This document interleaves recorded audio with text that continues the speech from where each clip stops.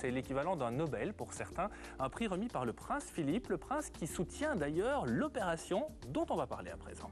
Prenez des étudiants futurs stars de l'info, un flamand et un francophone. Vous les envoyez sur les traces de Tintin, avec comme parrain une personnalité. Et encadrez le tout du soutien du fonds Prince Philippe. Et vous obtenez la Belgodyssée. C'est un grand concours de journalisme qui se moque bien des frontières linguistiques de notre pays et qui cherche avant tout à rapprocher nos communautés. En compétition, 8 duos hyper motivés que nous allons retrouver en radio sur Vivacité et Radio Tué, et puis dans les pages de Vers l'avenir et en télé évidemment dans C'est du Belge. Et oui, et leur objectif, c'est gagner la finale qui aura lieu au Palais de Bruxelles en décembre en présence du prince Philippe. Il faut dire que le premier prix remis par le prince est plus qu'attirant.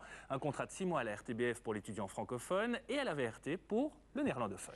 Alors, pour cette première semaine de compétition, on découvre les exploits de nos deux premiers Tintin reporters, Nicolas Delaunay et Véronique Vervinck. Les voici dans la capitale, sur les traces du héros d'Hergé, en compagnie notamment de Freddy Tillmans, le bourgmestre de Bruxelles, avec une question comme fil rouge de leur reportage. Tintin est-il bruxellois? Réponse, tout de suite. Bonjour, je suis Véronique et j'ai étudié le journalisme à Gand. Bonjour, je m'appelle Nicolas, j'ai 23 ans et je suis étudiant en dernière année de journalisme à Liège.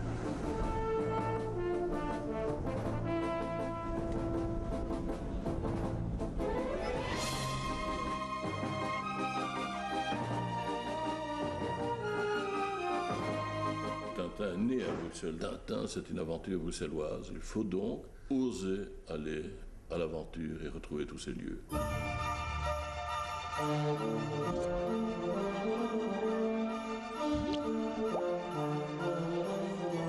Le parler bruxellois, où est-ce qu'on peut le retrouver? Ce qui est certain, c'est que la première fois qu'on le trouve, c'est dans le sceptre d'autocar. Il y a le logo de la Sildavie qui est Benneke et Blavik, ce qui est quand même pour nous assez rigolo parce que c'est traduit par « Honi soit qui me l'y pense » et en fait ça veut dire « j'y suis, j'y reste ».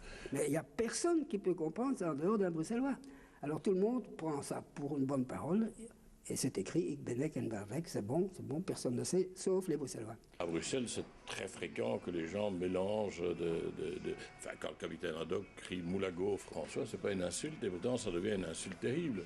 Ketchup de Bruxelles à l'origine, et bon, il ne reniera jamais ses origines, mais enfin quand même, Hergé va quand même s'amuser à le rendre universel, de sorte que Tintin peut être reconnu par un Français comme étant français, par un Scandinave comme étant Scandinave, etc., etc. Un lecteur chinois habitant Londres s'est plaint effectivement de la traduction qu'on avait faite de Tintin au Tibet. Tintin reçoit, alors qu'il séjourne en Suisse, une lettre émanant de son ami Chang. Et on peut lire en chinois, adressée à Monsieur Tintin, habitant Bruxelles, en Belgique. Et donc, ce lecteur chinois, londonien, s'est dit « Mais Tintin habite Londres, pourquoi dit-on qu'il habite la Belgique ?» Et il s'est plaint en disant « La traduction n'est pas bien faite parce que les caractères chinois n'ont pas été traduits. » Tintin est bruxellois, mais là je pense qu'on ne peut plus en douter puisqu'Hergé lui-même nous l'a dit. Mais comme tout ce qu'il nous a dit, il nous l'a dit de manière cryptique. Pas mal du tout les jeunes journalistes en herbe, et vous pourrez entendre toute cette aventure vécue à Bruxelles par ces deux jeunes Tintin reporters dans l'émission Grandeur Nature d'Adrien Jovenot. Ce sera demain entre 15 et 17h sur Vivacité. Alors, question, Nicolas et Véronique seront-ils les grands gagnants de cette édition Belgodyssée 2008? On le saura lors de la finale au Palais Royal au mois de décembre. Et puis nous vous proposerons une émission spéciale. Et d'ici là, chaque semaine dans C'est du Belge, on vous fera vivre les exploits des différents Tintin reporters.